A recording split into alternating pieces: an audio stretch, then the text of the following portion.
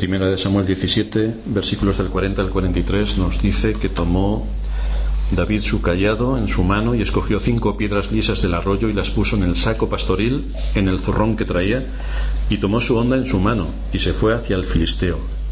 Y el filisteo venía andando y acercándose a David y su escudero delante de él, y cuando el filisteo miró y vio a David, le tuvo en poco, porque era muchacho y rubio y de hermoso parecer. Y dijo el filisteo a David: ¿soy yo perro para que vengas a mí con palos? Y maldijo a David por sus dioses. Hemos estado viendo que David ha sabido cómo aplicar el conocimiento, la sabiduría y la prudencia. Estos 3 elementos los vamos a utilizar habitualmente porque es algo que se desprende de la palabra de Dios y es algo necesario que todos nosotros debemos usar. Hemos dicho que la sabiduría y el entendimiento son necesarios para conocer la voluntad de Dios. Por lo tanto, cuando Dios actúa mediante su gracia en un pecador, no solamente le concede arrepentimiento y perdón de pecados, que parece que generalmente la gente entiende solamente esto: Dios concede arrepentimiento y perdón de pecados y ahí se quedan. No, Dios también concede la capacidad de comprender y aplicar las verdades para el desarrollo de las capacidades que Dios nos ha dado en este mundo, a fin de que seamos útiles a su reino y de beneficio para nuestra generación. No podemos olvidar cómo Dios trabaja. Es Dios quien da el conocimiento, es Dios quien da la sabiduría y es Dios quien da la prudencia. Pero todo esto lo hace abriendo nuestro entendimiento y restaurándolo en la conversión. De manera que este efecto que produce la conversión tiene consecuencias inmediatas si queremos tomar la Biblia en serio y si queremos ser consecuentes con todo lo que Dios nos ha dado en la salvación. Vimos también cómo David no desistió de cumplir con su deber, a pesar de que su hermano Eliab le había despreciado, a pesar de que Saúl había tratado de desalentarle, a pesar de que Goliat le despreciaba. David mantuvo su posición firme porque estaba seguro de que él debía defender el nombre de Dios, ya que nadie más lo estaba haciendo. Eso es lo que le motivaba, defender el nombre de Dios. Fijaos que esto es interesante porque no iba a defender algún tipo de interés egoísta para ser él el mayor hacedor de hazañas en medio del ejército de Israel. No, su única preocupación era defender el nombre de Dios. Así que David se dispuso a luchar de acuerdo a los principios de la fe y del conocimiento que actúan en aquel que ha sido llamado por Dios. Y esto lo hizo para que la victoria fuese de Dios, que es quien obra a través de los medios y de los instrumentos más débiles y despreciados por los hombres. Por eso cuando Goliat ve venir a David y ve que era un adolescente, rubito y de hermoso parecer, pues podéis entender que un hombre curtido en 1000 batallas con 3 metros de altura, el que viniese un personaje semejante casi le dio la risa. Desde luego, a los ojos de la carne, David era un muchacho que acababa de llegar de la aldea. Pero a los ojos de la fe tenemos a un hombre que ha sido curtido en medio de situaciones difíciles, afrontando peligros inmensos, defendiendo a sus ovejas de los osos y de los leones. Por lo tanto, lo que aparentemente a la vista quiere indicarnos una cosa, resulta que detrás Dios ha usado su providencia para formar a este hombre y para capacitarlo a fin de que cumpla con su misión, no solamente ahora que tiene de inmediato el tema de Goliat, sino cómo lo ha ido preparando para luego hacer frente a la multitud de batallas a las que va a tener que asistir y cómo va a tener que gobernar una nación que estaba completamente deshecha. De manera que ahora David lo vemos cómo se va a equipar con sus armas, las armas habituales por las que Dios le había dado la victoria en el pasado. No quiere nada nuevo. Lo que podemos ver, tanto en la doctrina como en la forma de dirigirse el pueblo de Dios a lo largo de la historia, es que aplicar la fe no significa que, como somos creyentes, van a ocurrir asuntos milagrosos y nos van a quitar de hacer lo que nosotros deberíamos hacer. Aplicar la fe no significa que ocurrirán sucesos milagrosos, sino que el actuar por fe es aquello que Dios hace por medio de nosotros cuando cumplimos delante de Él con nuestra responsabilidad y con nuestro deber, poniendo nuestra confianza en Dios y esperando que Dios obre según su propósito eterno. Por lo tanto, hay muchas cosas que tenemos que hacer y nada entra dentro del mundo espiritualoide y místico, y en algunos casos milagroso, que la gente espera que ocurra. Esto no es lo que vemos en las Escrituras. Y por lo tanto estudiamos las Escrituras para ver cómo Dios piensa, qué es lo que Dios hace, cómo opera a través de la providencia y qué es lo que espera de aquellos que se llaman pueblo de Dios. Así que al estudiar la vida de David encontramos una confianza y una fe en Dios que en su vida ocupa un lugar destacado y en el cual nos muestra su actitud y su conducta para afrontar las dificultades. De manera que podemos decir que David efectivamente era un hombre de fe, pero no porque esperase milagros, es porque confiaba en Dios, que le iba a usar para cumplir su voluntad en el mundo en el que estaba. Veremos hoy 4 aspectos diferentes en cómo David se enfrenta a la provocación y cómo va a usar la fe en medio de esta provocación a la que Goliat le está exponiendo. En primer lugar, vamos a ver el lugar que ocupa la fe bíblica. En segundo lugar, vamos a ver cómo se ejerce la fe bíblica. En tercer lugar, los medios por los que opera la fe bíblica.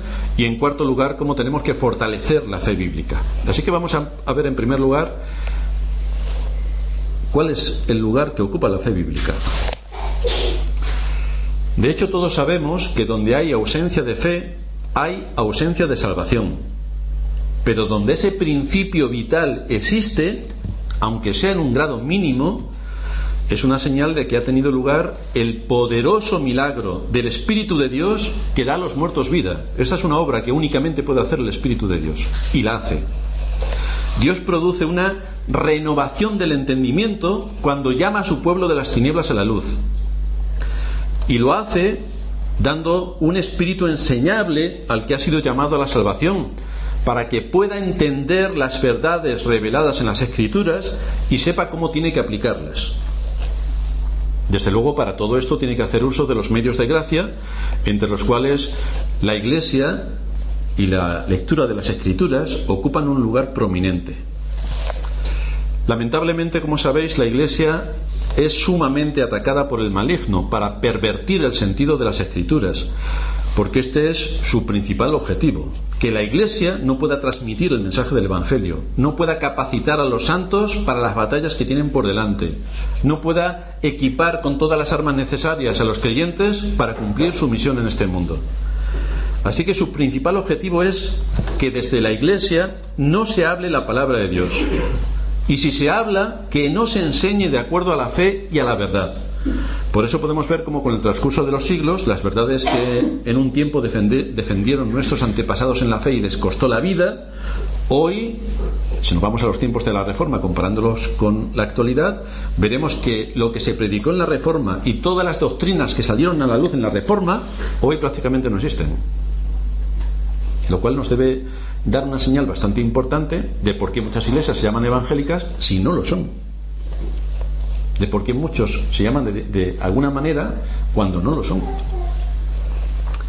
Pero aunque sabemos que un altísimo porcentaje de iglesias se encuentran en esa situación, eso no elimina la responsabilidad que cada verdadero creyente tiene de buscar una iglesia en orden, desde donde ser alimentado con la verdadera palabra de Dios y suplir, mediante la asistencia del Espíritu Santo, el conocimiento para aplicar las verdades doctrinales que está oyendo desde el púlpito en cómo tienen que ser encajadas en su vida particular.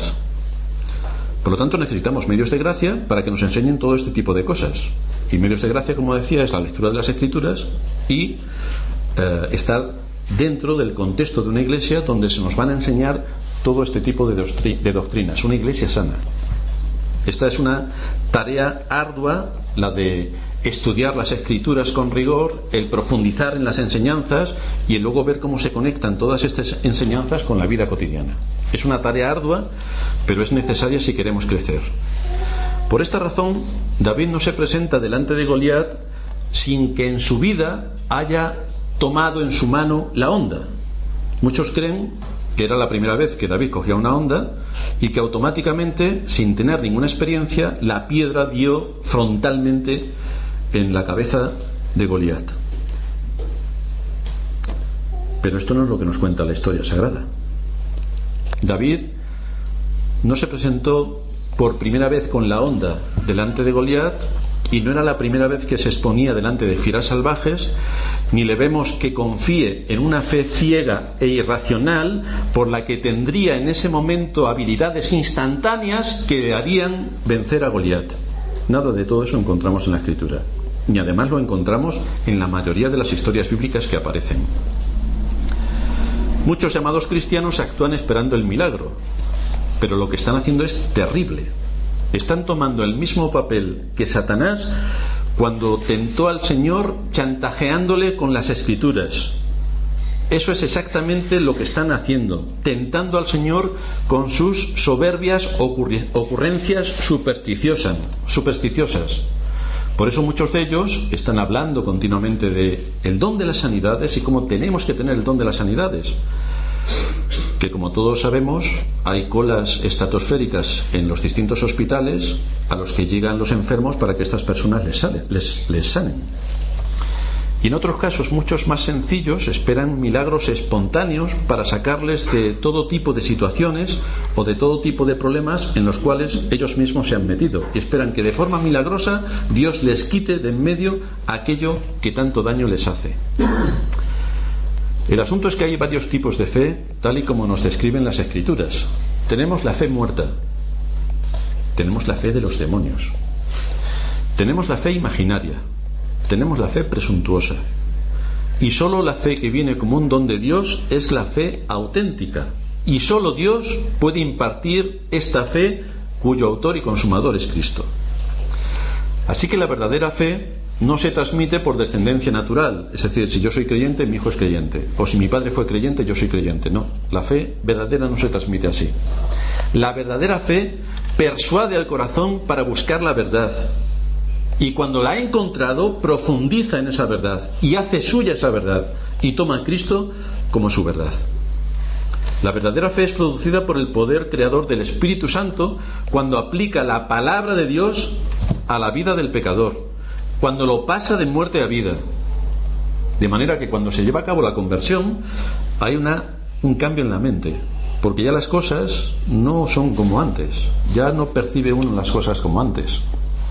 La verdadera fe entonces empieza a funcionar, y si estudiamos las Escrituras tenemos que empezar a alimentar esa fe, y veremos que la fe es sensata, es prudente, está llena de conocimiento y actúa con sabiduría. Esto es lo que hace la verdadera fe. Por lo tanto, lo de es sensata para muchas iglesias no saben lo que significa. Lo de que es prudente para muchos es quedarse callado siempre. Lo que está llena de conocimiento, no hace falta que os diga lo que piensan muchas iglesias del conocimiento. Y lo de actuar con sabiduría a expensas de lo que vemos, ya nos podemos imaginar lo que viene detrás. Pero la fe no solamente es un don divino, es que es también divinamente sostenida. Es Dios quien, de la misma manera que sostiene el universo con la palabra de su poder, también sostiene la fe de sus elegidos con ese mismo poder. Es Dios quien produce el valor en el espíritu de su pueblo, para que esa fe presente batalla ante las pruebas y dificultades, pero no la presenta esa batalla desde una posición de estoy quieto a ver si me entra la fuerza. No, es que en las Escrituras tenemos todas las armas que necesitamos para motivarnos y hacer cumplir nuestro deber, pero somos nosotros los que tenemos que ser exigentes con lo que se demanda del pueblo de Dios, y si nosotros somos pueblo de Dios tenemos que ser exigentes con nosotros mismos. Este poder viene impartido en la misma fe, pero fijaos que tampoco ocurre de forma milagrosa, como estaba comentando antes, sino que tenemos que hacer uso de los medios de gracia. Si no haces uso de los medios de gracia, no puedes vencer, imposible. Si estás alejado de Dios como estaba el ejército de Saúl, imposible que venzas. Tanto si se presenta el gigante y salen todos atemorizados, como si se hubiera presentado una persona de tamaño disminuido, les hubiera dado igual. Estaban asustados. Si David no hubiera sido ejercitado en el uso de la honda y en formar su carácter frente a las fieras, no hubiera podido vencer, porque Dios usa los medios humanos para cumplir sus propósitos divinos. Dios no actúa independientemente de nuestra responsabilidad en lo que tiene que ver con nuestro deber. No actúa de forma independientemente con nuestra responsabilidad. Goliat debía ser vencido, pero debía ser vencido por soldados que actuasen de acuerdo a su posición. Ya sabemos que posiblemente el ejército de Israel estaba orando para que a Goliat le diera un infarto y se muriera, y así se evitaban el problema. Pero para un guerrero uno tiene que estar dispuesto a la batalla. En segundo lugar, vamos a ver cómo se ejerce la fe bíblica. Tenemos que recordar que el ejercicio de la fe no me hace recibir poderes a través de los cuales yo nunca me canso. Poderes a través de los cuales tengo tiempo para todo. Poderes a través de los cuales hago uso de unas habilidades increíbles. Que eso es lo que le podría pasar a David. Y claro, como a mí no me pasa, pues yo no hago nada. Porque David sí que era un superhombre, que tenía todos estos poderes. Pero claro, yo en mí no veo esos poderes. Lo que quiero decir es que si alguien piensa de esta manera, está equivocado por completo, porque David no era Superman.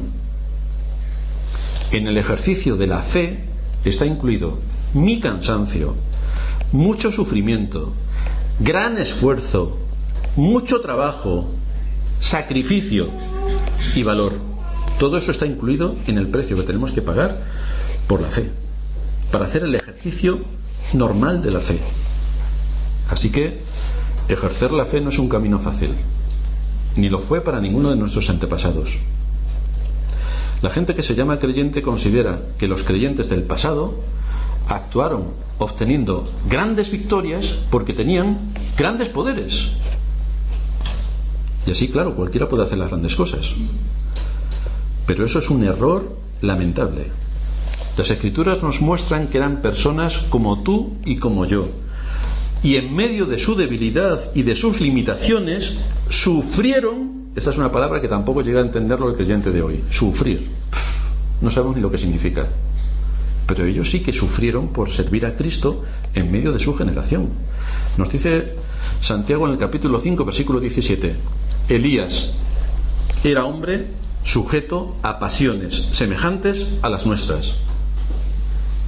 Por lo tanto, lo que nos está mostrando es que nuestros héroes de la fe del pasado eran como nosotros. Eran como nosotros. Tenían nuestras mismas dificultades, se cansaban, 1000 problemas, 1000 batallas. Pero cuando tenían que hacer algo, lo hacían en obediencia a Dios, a pesar de todo lo que eso supusiera para ellos. Y David también era un ser humano como nosotros, con sus limitaciones. El asunto que vemos en David es que se esforzó y actuó con valor para defender el nombre de Dios. Por eso dice también en el libro de Daniel, capítulo 11, versículo 32, que el pueblo que conoce a su Dios se esforzará y actuará. No dice, se quedará sentado en la hamaca viendo cómo pasa el verano. No, se esforzará y actuará. Por lo tanto, continuamente vemos el mismo principio que se establece para cómo tenemos que actuar en el reino de Cristo. Ahora bien, es evidente que no siempre tenemos una disposición como la de David, que se enfrentó con valentía a Goliat. No siempre tenemos esa disposición. Pero eso no viene por causa de que David era Superman. No viene por esa causa. Viene por causa de nuestro pecado. Porque el mismo Dios que tenía David, lo tenemos nosotros. No hay ninguna diferencia. Y el Dios que enseñó a David y puso en su corazón la fe para actuar, es el que hace también todo eso en nosotros. Por lo tanto, si nosotros no actuamos como David, realmente no es que tengamos un problema de fe, es que nuestro pecado es mucho más grande de lo que imaginamos y por lo tanto nos quedamos sentaditos sin hacer absolutamente nada, porque viendo a los grandes héroes de la fe tan gigantes y nosotros tan pequeñitos, eso nos sirve de excusa para alimentar nuestra comodidad y no hacer absolutamente nada. Quizá podemos tener esperanza sobre el futuro que providencialmente desaparecen, y entonces caemos en la más absoluta frustración. Y en este sentido todos tenemos experiencias de algunas ocasiones cuando la mano de Dios ha anulado nuestras expectativas y nos ha dejado sin algo que nosotros estábamos a punto de poseer y que lo anhelábamos con toda nuestra alma. En situaciones así nos quedamos aturdidos, y en ocasiones así es también las que Dios usa para que, mediante la vara de la aflicción, quite mucha de la insensatez que hay dentro de nosotros, porque no estamos viendo lo que nos ocurre con los ojos de la fe. Es muy probable que hayamos caído en esa situación porque nuestra dependencia de Dios no existe. Nuestra comunión con Dios es nula. ¿Y cuáles son los resultados, en muchas ocasiones, de vernos como nos vemos? En semejante estado, desde luego no deberíamos esperar la bendición de Dios en las cosas que emprendemos, porque nada podemos emprender ni esperar que resulte como imaginemos, ya que no estamos en el lugar que nos corresponde delante de Dios. ¿Cómo podía esperar el ejército de Israel la victoria sobre sus enemigos si estaban completamente alejados de Dios? Lamentablemente podemos ver ante las pruebas o los juicios cómo mucha gente que se llama pueblo de Dios actúa como Saúl. Creen que con su propia armadura podrán salir adelante y se ponen la armadura de la resignación, en muchos casos, para intentar aguantar los golpes de la providencia. Muchos esperan que las bendiciones ocurran milagrosamente, cuando la realidad es que nada está en su lugar en la vida. Si no hay obediencia, ni hay un espíritu enseñable, ni hay cercanía a Dios, es evidente que en ese contexto Dios no va a actuar trayendo ninguna de sus bendiciones, porque ha sido el propio hombre quien se ha alejado de Dios. Y cuando uno se aleja de Dios, Dios se aleja de uno. Esta es la forma en la que Dios trabaja. Ahora bien, ¿qué ocurre cuando estamos en sintonía con Dios, haciendo uso de los medios de gracia y tenemos una buena comunión con Dios? Porque esa era la posición de David. Esta era la posición de David. Es en el uso de los medios de gracia cuando recibimos aliento, cuando recibimos consuelo y cuando recibimos esperanza, porque descansamos en aquel que lleva a cabo la victoria. Dice la Escritura que somos más que vencedores por medio de aquel que nos amó. Y vencer no significa siempre que van a salir las cosas como a nosotros nos gusta. Significa que vamos a tener el consuelo y el aliento en medio de las dificultades en las que nos encontremos. Las cosas, por tanto, no tienen por qué salir como nosotros habíamos imaginado, pero tenemos que descansar en Dios y en su providencia, sabiendo que Él hace en nosotros todo lo que tiene que ver para nuestra formación y para que maduremos. Cada creyente, por débil que sea, va a alcanzar la victoria. Cada verdadero creyente alcanzará la victoria.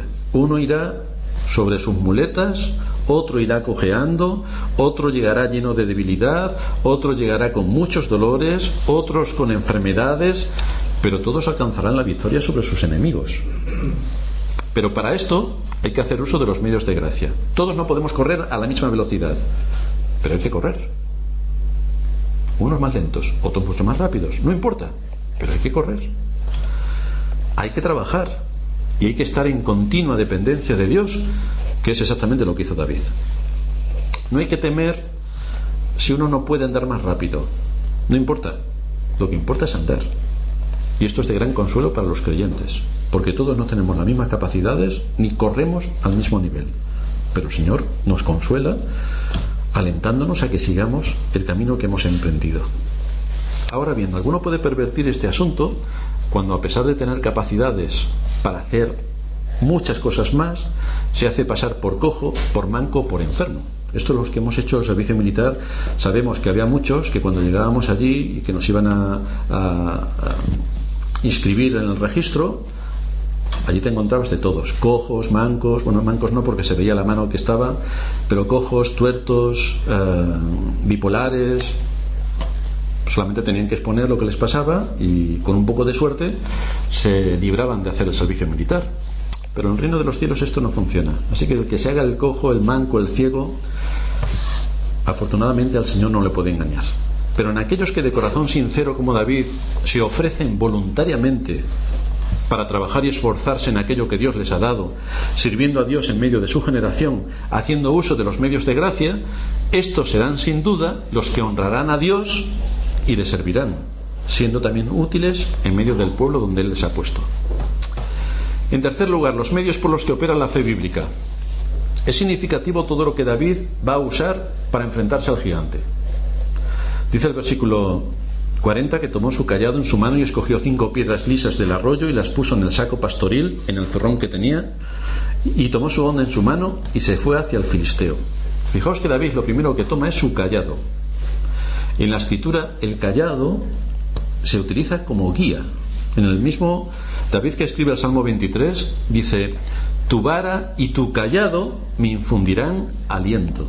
¿Cuál es la diferencia entre la vara y el cayado? Pues que la vara se usa para aplicar disciplina y el cayado se usa para guiar. Por lo tanto, aquí David necesita guía. Toma su cayado. Podemos ver cómo David está necesitando la guía del Señor, necesitando dirección, y lo toma para mantenerse en pie y no tambalearse ni dudar en la posición de batalla, porque se va a enfrentar a un guerrero valiente y curtido.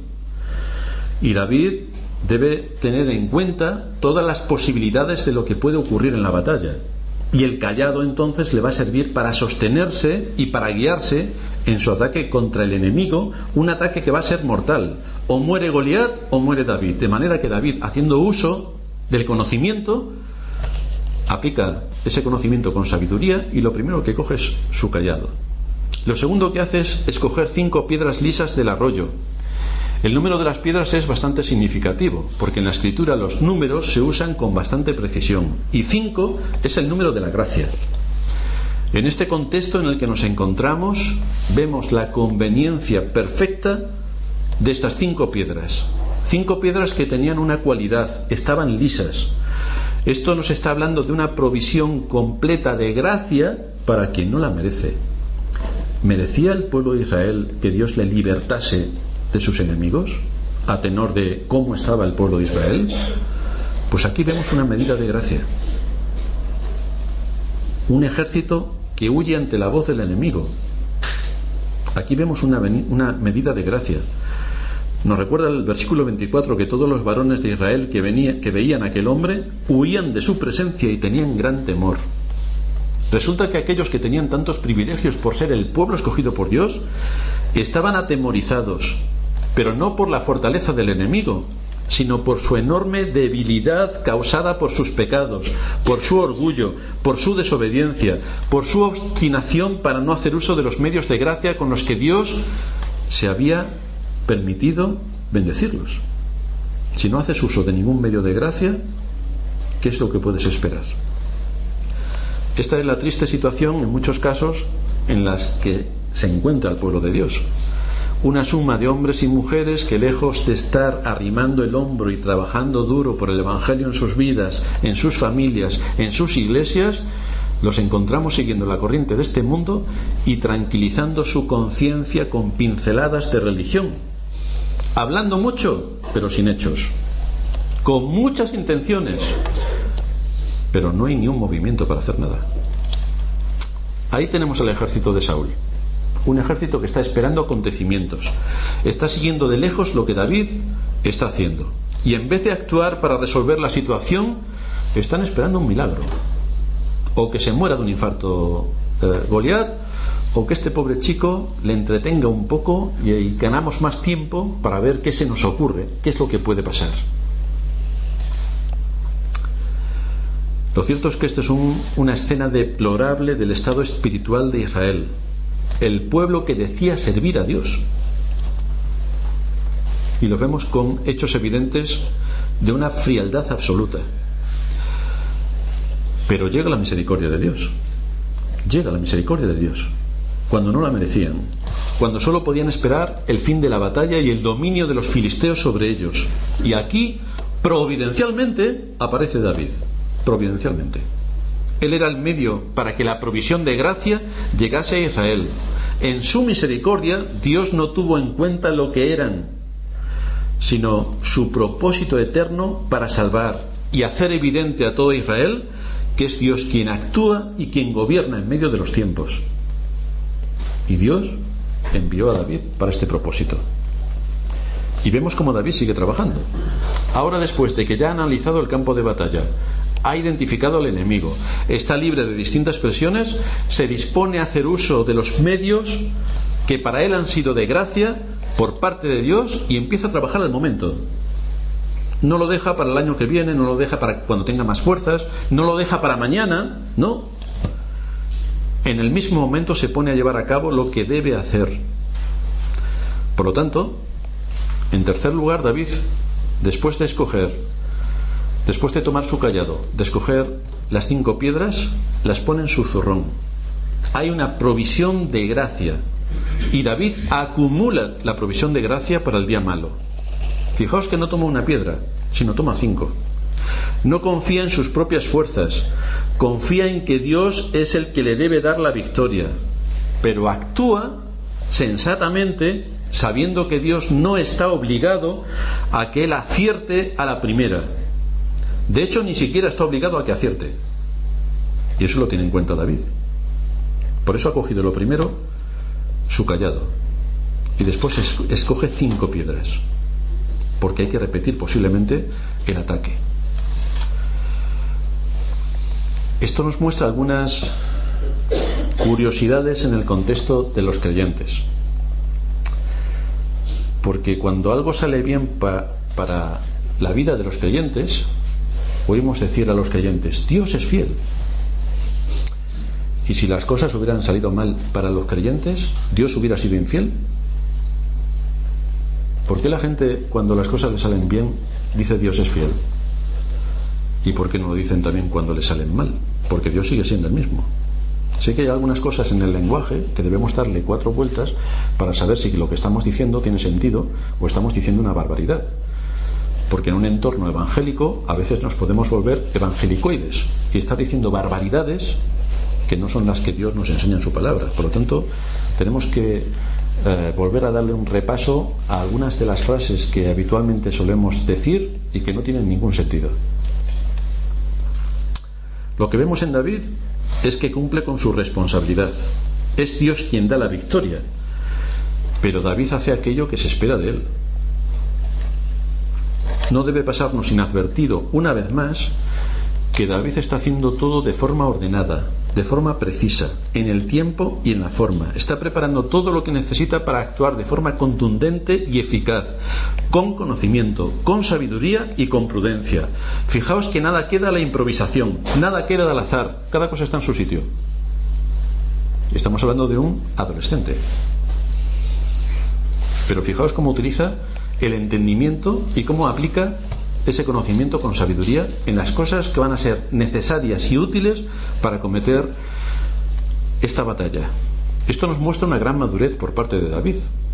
No es más maduro el que tiene 60 años, es maduro el que las experiencias de la vida le han puesto a trabajar en situaciones duras. Esto nos muestra lo mucho mejor que podríamos estar en este mundo sirviendo a Dios si cada uno hace lo que vemos que David está haciendo, siendo consecuente con lo que tiene que hacer. Si somos consecuentes con lo que tenemos que hacer y todos sabemos qué es lo que tenemos que hacer, evitaríamos sobrecargar a otros y evitaríamos también ser de mal testimonio. Esta es una de las cargas que generalmente en las iglesias llevan los pastores. De ahí que en la carta a los Hebreos se nos recuerde: obedeced a vuestros pastores y sujetaos a ellos, porque ellos velan por vuestras almas como quienes han de dar cuenta, para que lo hagan con alegría y no quejándose, porque esto no os es provechoso. Cuando nos encontramos en una iglesia a los creyentes que pasan por alto la enseñanza, es decir, no la aplican a la vida en absoluto, y hay que repetirles las cosas 20 veces, podemos comprobar cómo el pastor tiene razones suficientes para quejarse de la congregación, y quejarse de la inutilidad que produce una falta de comprensión de la verdad aplicada a las cosas particulares de la vida. Es una razón bastante fuerte para quejarse de la situación en la que uno se puede encontrar. Lo cuarto que hace David es tomar la onda en su mano. Es el arma que va a utilizar contra tan poderoso enemigo. Y aunque una onda nos pudiera parecer poca cosa, es un arma con la que Dios le ha librado de animales feroces, de enemigos terribles. Osos y leones, no estamos hablando de cualquier animal, osos y leones. En esta escena destaca que Dios va a usar a David en su misericordia para liberar al pueblo de Israel de sus enemigos. De manera que vemos que en los tiempos más oscuros, a pesar del poder terrible del pecado actuando en medio del pueblo de Israel, Dios siempre levanta un hombre para dirigir los destinos de su pueblo y llevarlos por el camino que lleva a la vida. Dios siempre va a sacar un hombre. Y si fijáis todas las historias bíblicas, tanto las que aparecen en el Antiguo como en el Nuevo Testamento, encontramos a alguien, un hombre que Dios ha levantado para cumplir un propósito. Pero un hombre que se esfuerza, un hombre que entiende las verdades, un hombre que las aplica y un hombre que exige el cumplimiento de ellas a aquellos que les rodean. Lo quinto que hace David, cuando ha tomado el cayado, ha escogido las 5 piedras, las ha puesto en su zurrón y ha tomado la onda, es dirigirse directamente al filisteo. Es decir, actúa. Esto también a la mayoría de los creyentes no entienden la palabra de que hay que hacer cosas. Pero David, ya que se ha nutrido con todas las armas que le van a ser útiles en la batalla, se va a la batalla.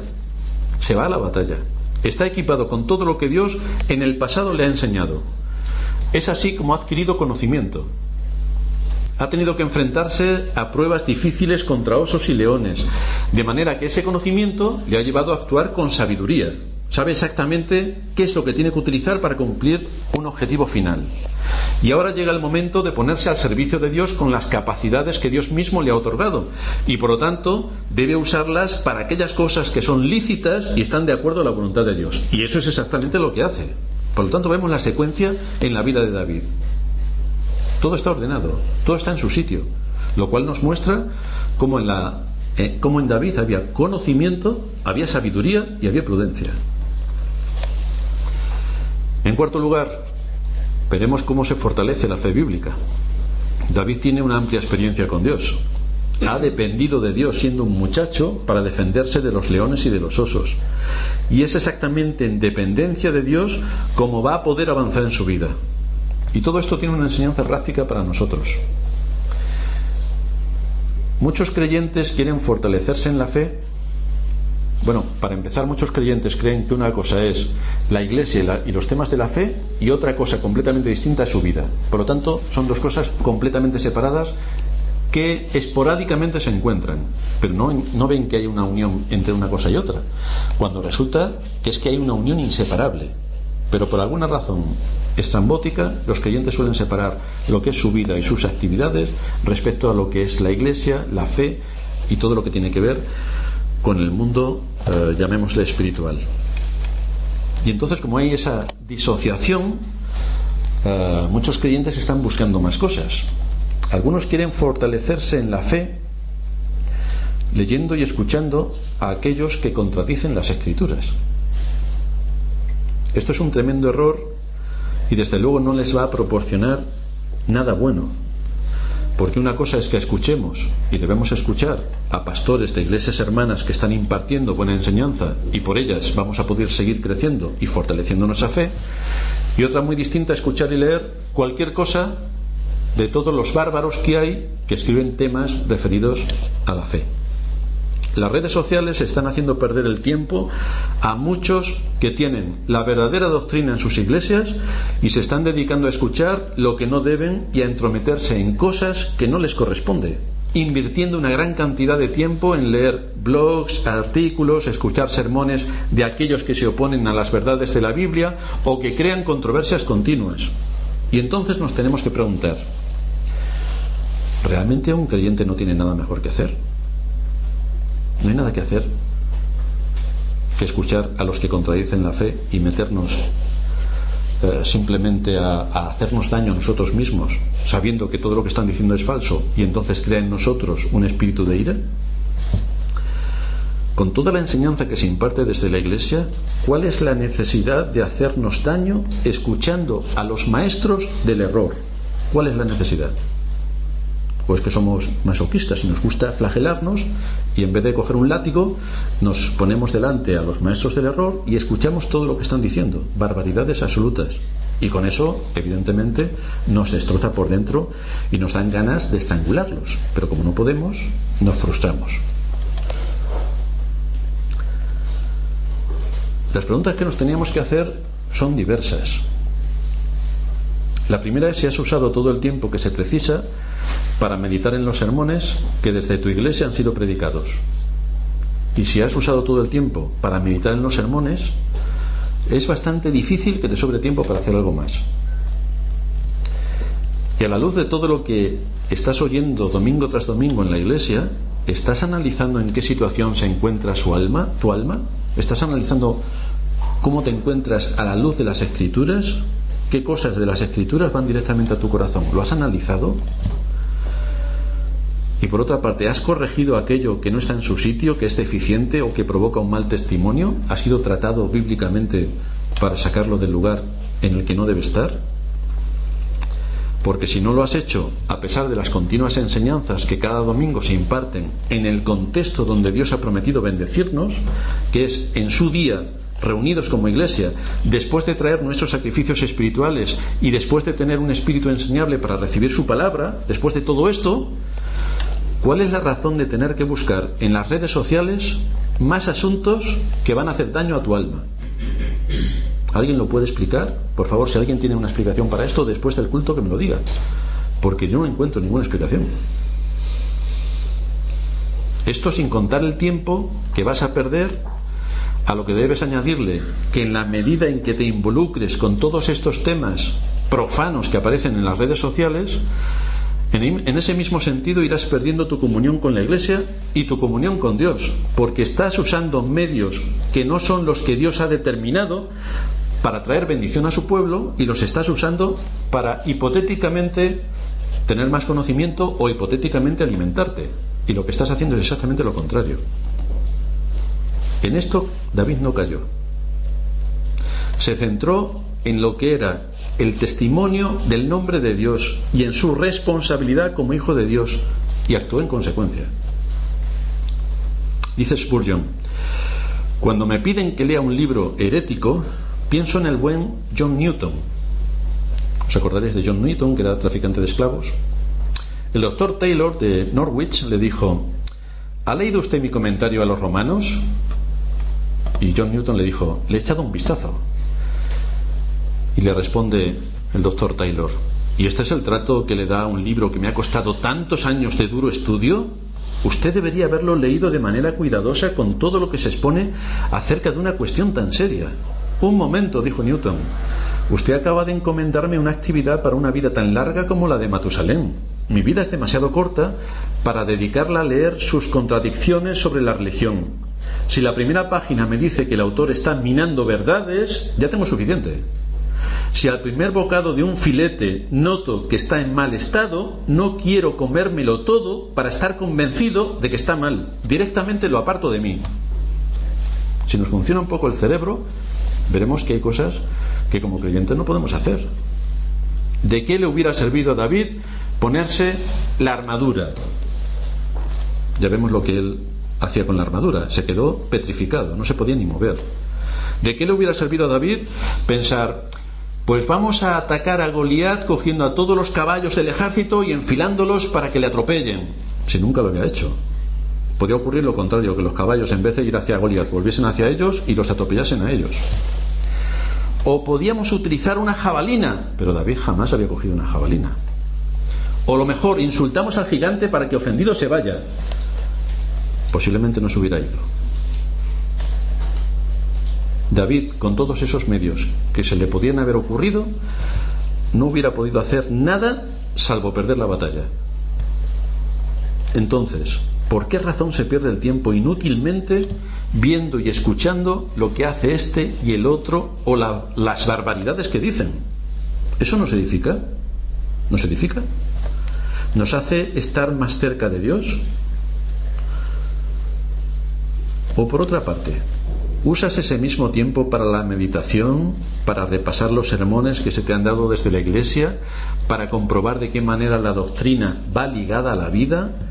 ¿Cómo vas a aplicar la enseñanza que se imparte desde el ministerio de tu iglesia a cosas concretas de tu vida? ¿Cómo vas a evitar que luego tenga que venir el pastor y corregirte en algo que has pasado por alto porque estás inmerso escuchando en las redes sociales lo que dicen unos y otros sobre temas de la fe que son generalmente falsos? No tiene que pensar en todas estas cosas y el tiempo que invierte en no hacer absolutamente nada salvo daño a uno mismo. Nos tenemos que dedicar a lo que es nuestra responsabilidad, y es exactamente lo que hizo David. Se dedicó a lo que era su responsabilidad. Y vemos, por tanto, cómo el conocimiento de Dios le hizo actuar con sabiduría y con prudencia. Vemos la secuencia de su vida, desde que sale como pastor, a quién deja encargadas las ovejas, cómo deja un guarda al cabo de las ovejas, cómo se preocupa por las ovejas, cómo cuando llega a la batalla deja el bagaje que traía de casa de su padre al cuidado del que estaba con el bagaje. O sea, le vemos en todo actuar de una manera madura, coherente, competente. Por lo tanto, tenemos un gran ejemplo de cómo tenemos que hacer las cosas para no ser cargas a otros y para ser responsables con lo que nosotros nos ha sido dado o nos ha sido encomendado. No debemos olvidar tampoco que todos los hijos de Dios son puestos a prueba y todos los hijos de Dios son llevados a grandes abatimientos. Pero si tenemos una intimidad con Dios como la tuvo David, podemos decir con él: fui abatido y el Señor me ayudó. Esto es lo importante que debemos recordar, que nuestros casos de sufrimiento y de situaciones no son únicas en medio del mundo y a lo largo de la historia. No, le pasa al hermano que tenemos al lado, y al otro que tenemos al otro lado, y al que tenemos al otro lado. Le pasa a todos, nos pasa a todos. Por lo tanto, no deberíamos acercarnos para tener también ese espíritu de David: fui abatido y el Señor me ayudó. Así se vio David al encontrarse a un ejército cobarde de Israel frente a Goliat. Pero el Señor le ayudó. El Señor le ayudó. ¿Qué conclusiones sacamos de todo esto? Como vemos a lo largo de las Escrituras, y ya lo hemos comentado en el caso de David, Dios usa medios humanos para cumplir sus propósitos redentores.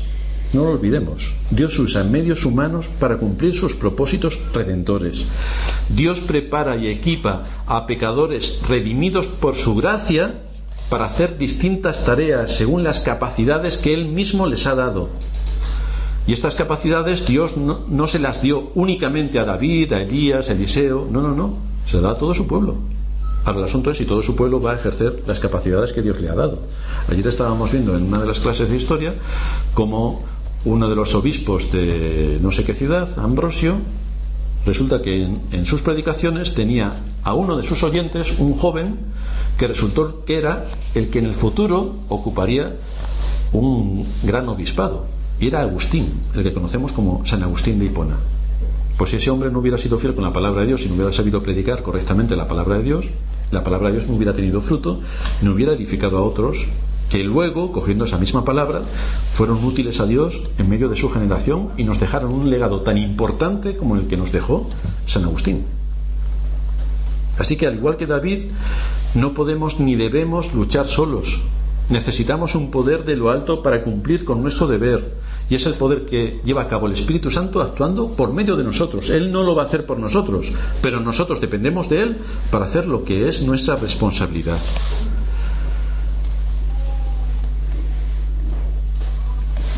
Las verdades bíblicas que encontramos en las Escrituras nos ayudan en el camino, nos guían en el camino, nos alientan en el camino, nos dan fuerzas y vigor, y por medio de la ayuda y la asistencia del Espíritu Santo podemos ver cómo seremos usados en las manos de Dios para cumplir sus propósitos redentores, es decir, para la gloria de su nombre y para el bien de su pueblo, que es ahí donde se resume toda la labor y todo el trabajo que en nuestra generación tenemos que hacer. Vamos a terminar ahora.